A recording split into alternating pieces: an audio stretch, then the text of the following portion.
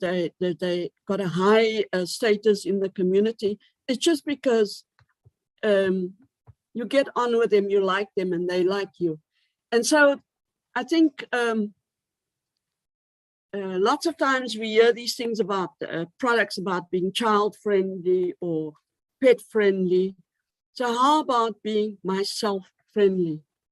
So I was amazed to find that the people who established Google and these high-tech things, they've been friends for years, and they've made our world so different, and that's because they were friends. So I think Bill Gates was one of them, and some other names. I can't just get it to them now. All right, so now, you know, when we have ordinary, everyday friends, sometimes our friends can take advantage of us in this world. You can have your family as friends, or your school, your people that you know since school, or people you met while you were studying. So it's important for us, just like we have traffic lights on the road, or we have burglar bars on our houses, and we have alarm systems, and we lock our cars. We call those things boundaries for our safety. So even we have in the roads speed bumps. So those are boundaries to help us, prevent us from making accidents or hurting ourselves. So we have boundaries. We are surrounded by physical boundaries. But what we need to do is, when we have friends, then it's important also to have boundaries around ourselves. In other words, we're in a physical space, they're in a physical space. In this physical space sits the being that's driving the body. In their physical space, there's a being driving their body. And sometimes things can get be a little bit familiar between friends. So it's important to have traffic lights inside of you. The red light that goes on, or the gut feeling that something tells you, don't do this. So I've got here boundaries. I've got 7 boundaries. Of course, there are many more, and you've got your own boundaries. So I hope you can, I'm getting the part of this. So there is prioritize your needs, whether it's your family, whether it's your studies, your job, your home. You prioritize. Prioritize means you put into yourself what is important to you, and what makes life work for you. And then with your friends, you can communicate, look, this is what I need to do. This is what's important to me. So you must let your friends know, my children are number one, or if you haven't got kids, my pets are number one. So they know not to do anything to interfere with that. Listen to your gut, that's a boundary. Listen to your gut, you know, it's intuition. But sometimes your intuition, because maybe if you've experienced a lot of hurt, or you've experienced a lot of sorrow or sadness, then your gut can be a little bit not supportive towards you. And so you need to do another red light, and that red light is to stop sometimes during the day and talk to yourself and say to yourself, now, who am I? And what do I want to get done for today? And what is my purpose here on earth? So you need to clarify detox your gut, or you need to detox your mind during the day. And what do we call that? We call that traffic control. Just stop during the day and just reposition yourself the way you have to stop at the traffic light. And you do that thing inside of you, and that re-energizes you and refocuses you and recenters you. It's like looking through binoculars. You look through binoculars and you want to see something, then you have to turn the lens so you can focus. Now, number 4, think about the repercussions. So if your friend is asking you to do something and you're tempted to do it, just think about, where will this get me? How will I feel afterwards? How will I feel towards myself? Will I like myself for doing this afterwards? Will I be able to trust myself afterwards? So think about the repercussions. Maybe your friend wants you to go to a party. Maybe your friend wants you to go to shopping. You don't really have money, but because you want to stay in with your friend, you do that.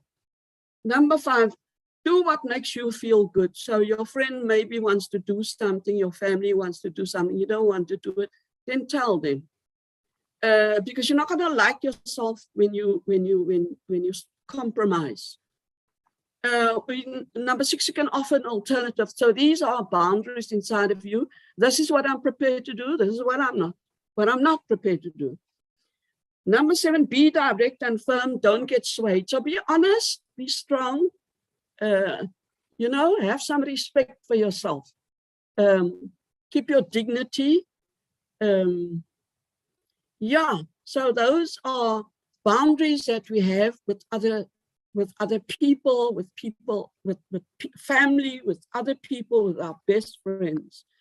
We want to be loyal, but number 1 person to be loyal to is myself. Because I live with myself, I have to go to bed with myself, I have to get up with myself and by myself. I make an impact on the world, and the impact I make on the world will only be elevated or of use when I'm clean inside, when I have integrity. Okay, so now these are our boundaries for the outside world. Okay, so in order for me to be this, in order for me to be caring, honest, loving, loyal. We all want a loyal best friend. We all want an honest best friend.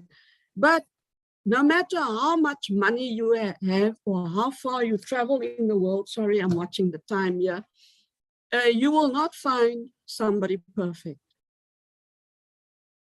When you meet them for the first time, maybe you're so enthusiastic about your friendship, you won't see the defects. But as time passes, you will realize that, they're just human, just like me.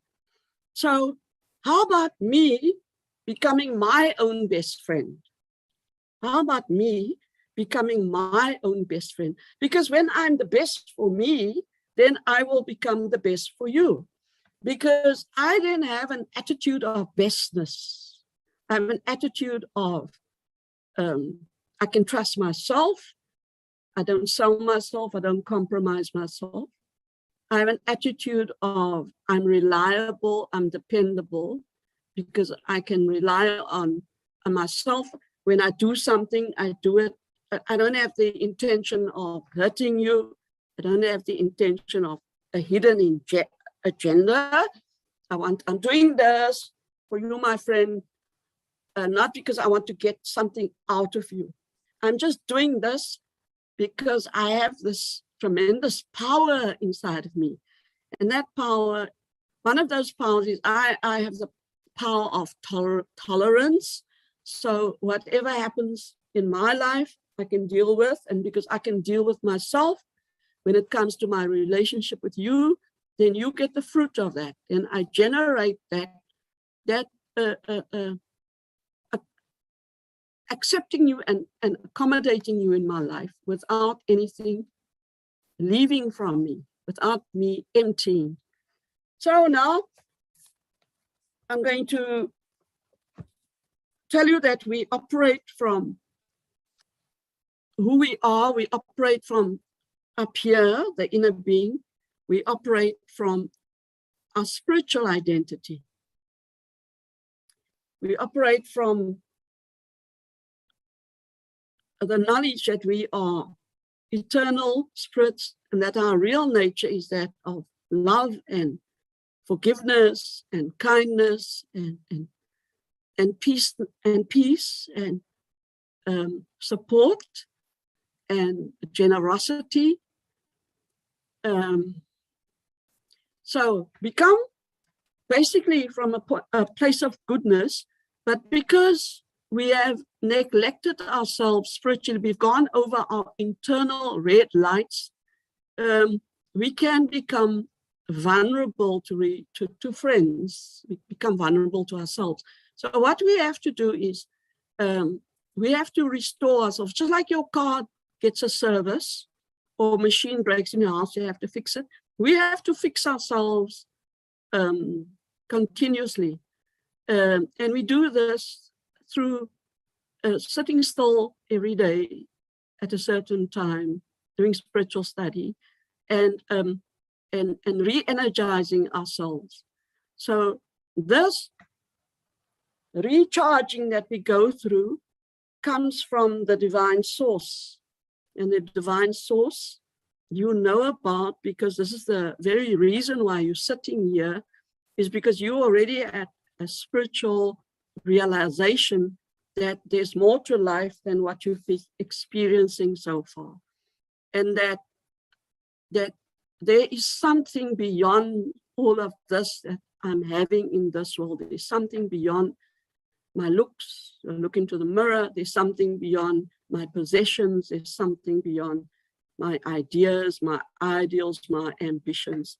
And that something beyond is my spiritual identity and the depth of my love and the depth of my compassion and the depth of my wanting to help humanity.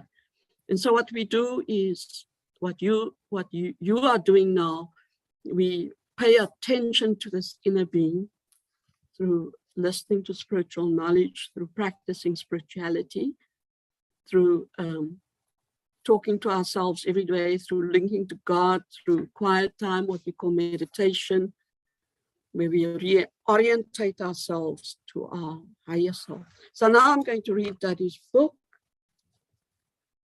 Friendship. Friendships on the spiritual path require caution. I'm trying to get all right, require caution. So we have to stay focused every day and see that we do not diminish inside, do not become weak inside, if we to enjoy them fully. Sometimes we get so involved in our relationships that our own individual spiritual progress is undermined. So this is why I was talking about the boundaries, these boundaries. Okay, and you can only follow these boundaries when you have the strength inside of you. And where does the strength come from? The strength comes from the knowledge that I am a soul, that I actually am eternal, that I am goodness, I am kindness, I am peace, I am power, I am love. So the only way we can maintain our relationship with the outside world through the interface of this body is when we come from this inner world of strength and vision. So not to get influenced by anybody in a way, because we don't want to lose their friendship, like children, teenagers, they want to under peer pressure. And so growing up is very experiential. Yes. And so you want to belong to this clique, and so you do things you don't really want to do it. There's a thing inside of you, but because at that time it's more important for you to feel wanted and belong. So you will probably go clubbing or smoking do that sort of thing. So you're spiritually you're undermining yourself. And that happens when we're adults also. So that our own individual's progress is undermined. This is a mistake, because the very purpose of friendship is to uplift. And if I am to remiss in my spiritual efforts, I will not be able to exert the positive influence of my most elevated state. I must admit, I had to look up that word remiss. Remiss, R-E-M-I-S-S, means neglect. So if I neglect my spiritual efforts, I will not be able to exert the positive influence of my most elevated state. My most elevated state is my purest and my highest and cleanest and most powerful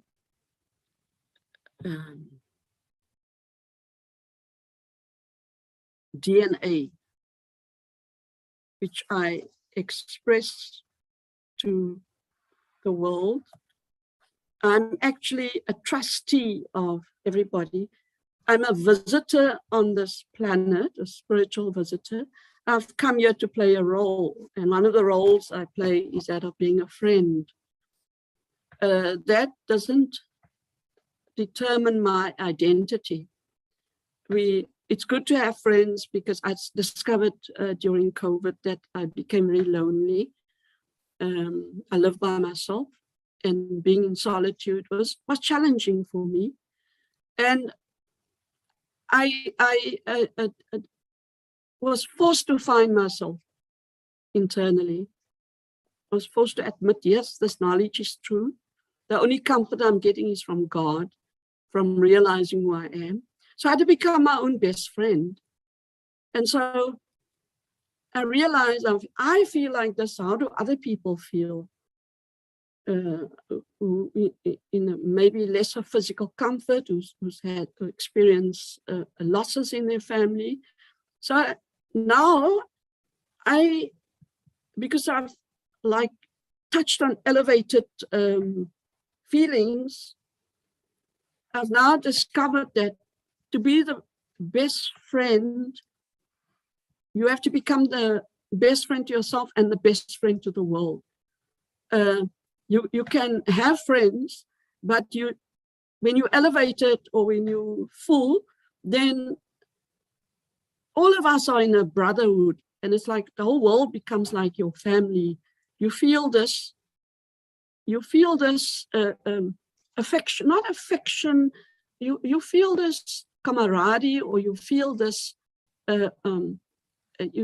protectiveness towards other people. You want them to feel safe. You want them to feel wanted and loved. Because that's not what I felt when I was in isolation. And I had to get that from the one and only source, and that is God. I don't know how it quite works, but I surrendered to it.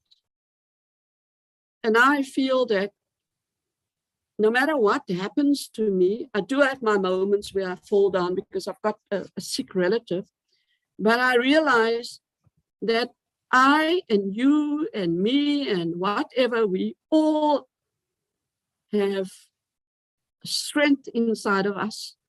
When our anger dissipates, or our feelings of rejection or being insulted dissipate, then there's always that flaw inside of you that you can't fall through. Then that is my spiritual safety net. We cannot ever die or be destroyed or be made less. It's our emotions that make us feel less. And so just to every day to surface myself every day and reconnect with myself. And in that way, I reconnect with God. I get filled up with spiritual energy. And so I don't have to rely on one person as a friend. I see the whole world as a friendship place, friendship club. It's easier with some people, of course, because we know them or because we like them. But we have to get to beyond that point, because we are all flowers in the same garden. And God is our gardener. And actually, we are angels. We're not here on earth permanently. We are here to uplift and support ourselves. Let me read further. Oh, wow, the time is flying. One should always maintain the intention of being of help to friends, but that help needs to be pure. That is without any desire for praise and above any reactions of ill feelings or sorrow. Offering this kind of help will only further my spiritual growth, and it will make them feel on top of the world and like $1 million. If, on the other hand, my offer is tainted, 99% of its sweetness will be removed, and people will notice this. People are smarter than we think. You know, they can see through us. In fact, it's the sweetness which creates spiritual friendships, the willingness to listen and learn from each other in order to grow. So when I respect myself, I respect you. So I won't talk down to you. I won't let you make you feel you're an idiot just because I'm familiar with you. So when I feel good about myself, then automatically I have an attitude of goodness, and you will feel, you being in my company, that I have the power to ignite, or have the power to help you to help you resonate within yourself, to make you feel good about yourself. So a friend is there.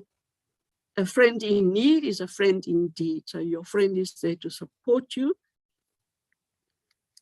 but then in turn you support your friend. And so thank you very much. So what homework would I like to give you? Just remember, in our spiritual study this morning, we are all angels. So if you haven't spoken to your friend for ages, just give a phone call today, and just remember, just as much as you like the company of other people, keep it clean. Don't have hidden agendas. Treat others with the respect, the way you want to be treated. Even though maybe you think they don't deserve it, but everybody's playing a role, everybody's playing their part, and their part isn't them. So just for today, don't criticize, just respect. Thank you very much. Anybody like to say anything?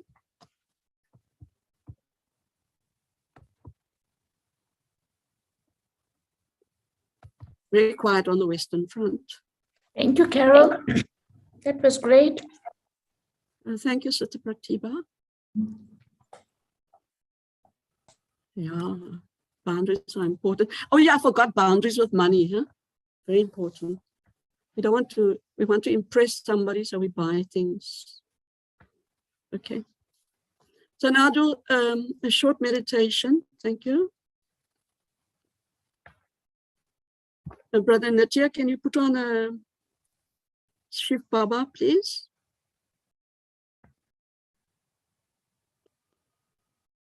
Thank you. Goodbye. Om Shanti.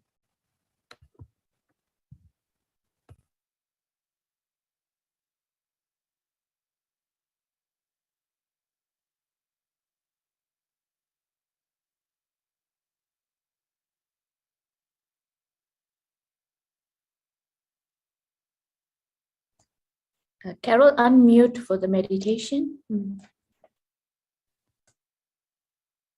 now, just embrace myself. Your sound is very soft. Yes. All right. Is that better? Yes. Thank you. So now, in this frame of mind that I am, and my body is relaxed after listening to spiritual knowledge. I'm in the right space now, and it's easy for me to turn inwards and just quietly go to the world that is a wonder to me every time I go there. It is my inner world that I knew so very long ago that I have forgotten, and that I now revisit and reclaim and re-emerge. And I am in awe of the vastness of this inner world. Although my physical frame is of a certain size and has boundaries of length and weight and boundaries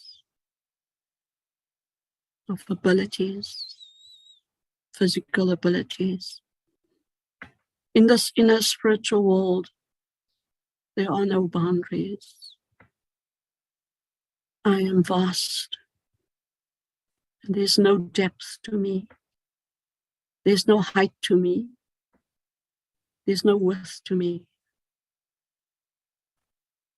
I am just consciousness, energy, knowingness. I am just the I am. And this I am contains the most unimaginable power of love. If I were to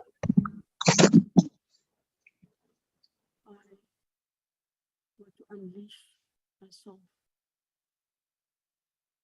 it would be a form of love all over the world. I would explode.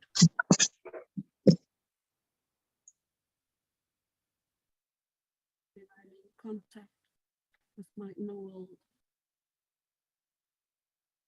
I realize the potential of my being, of how much difference I feel inside, of how much difference I can make the world, in the world. Just a matter of keeping the physical at bay and not letting my eyes and ears influence me as to how things should be. Just to be non-judgmental and realize that I am enough for myself and that all of us are enough for ourselves. And that if we have the intention, we can recreate this whole world just through controlling our emotions, controlling our eyes and ears and tongues, and just being in the closeness of God's company, who is ever pure, who is ever honest, who is ever available, who is ever my friend, ever, ever my friend, day and night, each nanosecond. I am never alone. I can never be lonely. Although I am invisible and God is invisible. It is felt and it is known. And if I didn't exist, I wouldn't be able to speak this. So the reality is that the inner reality is more powerful than the outer reality. The outer reality changes and disappears and has a lifespan. But me and the divine source are forever together. I must just make myself available and I'll be the best friend to whoever needs friendship. I go back into the world of traffic and duties and roles and have a detached perspective, but a very calm and very compassionate perspective. And I feel whole again. Om Shanti.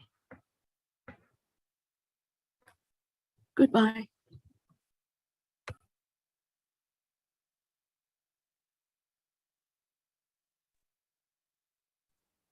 Thank you. Goodbye. Have a good day.